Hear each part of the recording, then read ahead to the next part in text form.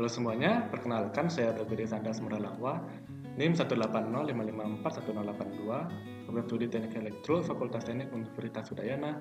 Dan pada kesempatan kali ini saya akan menjelaskan tugas yang diberikan dari mata kuliah pengolahan sinyal digital, itu berkaitan dengan penggunaan PyFDA dalam proses digital filtering. Nah, bagi yang belum tahu apa itu PyFDA, jadi PyFDA itu adalah aplikasi yang berjalan pada bahasa program Python sehingga dapat berjalan di setiap operating system mulai dari Windows, macOS, bahkan sampai Linux. Nah, aplikasi ini sendiri gratis, jadi ini bisa jadi alternatif penggunaan aplikasi MATLAB dalam melakukan desain digital filtering seperti itu. Jadi tanpa basa-basi lagi, mari kita lanjut ke cara instalasi dari aplikasi PyFDA.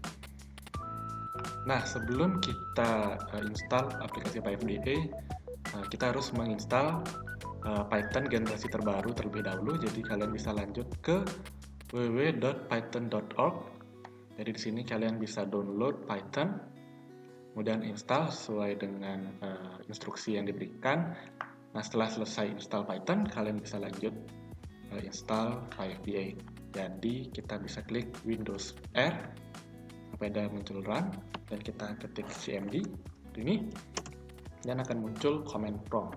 Nah, setelah muncul ini, kita ketik pip install PyFDA, klik enter dan tunggu sampai instalasinya selesai. Nah, berhubung saya sudah install, akan muncul seperti ini. Jika belum install, nanti dia akan mendownload. Tidak lama, cuman sekitar 1-200 MB. Nah, setelah install, kita buka dengan command python -m pyfda.pyfdax. Jadi seperti ini, dan klik enter dan tunggu sampai aplikasinya muncul.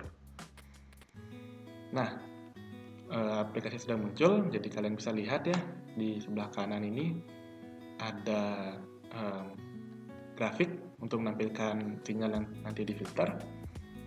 Kemudian di sebelah kiri kita bisa mengedit spesifikasi dari sinyal dan juga filternya.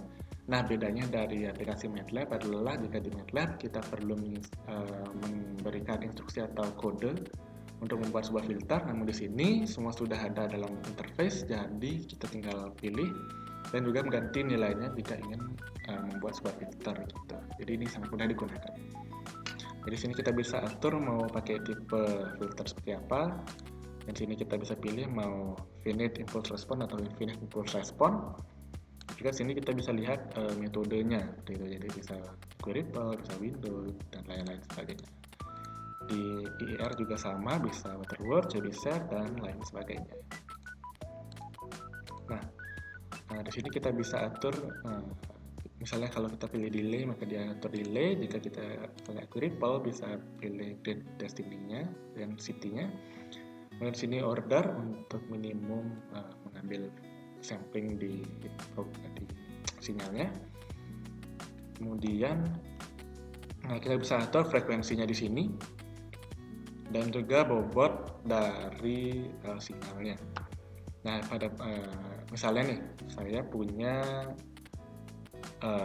sinyal dengan frekuensi 10 kHz gitu. Karena di sini secara default dipilih dari frekuensi sampling langsung. Misalnya kita punya frekuensi yang tertentu, kita bisa klik misalnya di sini kilohertz.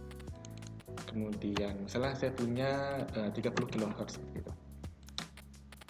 Kemudian saya ingin melakukan filter apa saja deh dengan FIR dan juga queryable.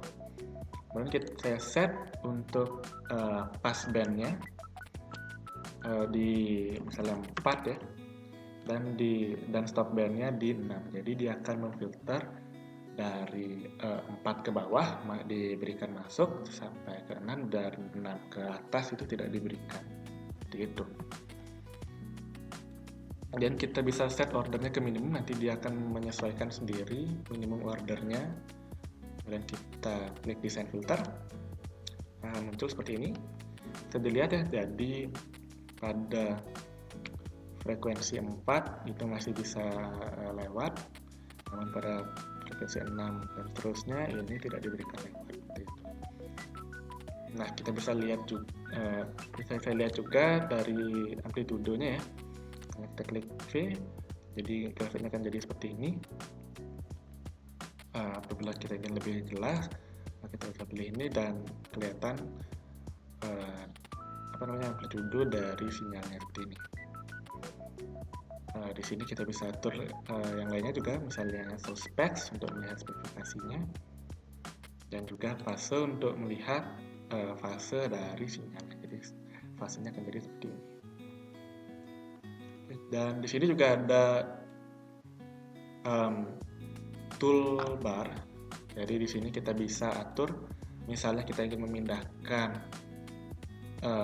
gambar dari grafiknya, bisa kita klik move dan kita bisa geser gambar dari grafik seperti ini. Nah, apabila misalnya ingin zoom, misalnya kita kembali ke DB.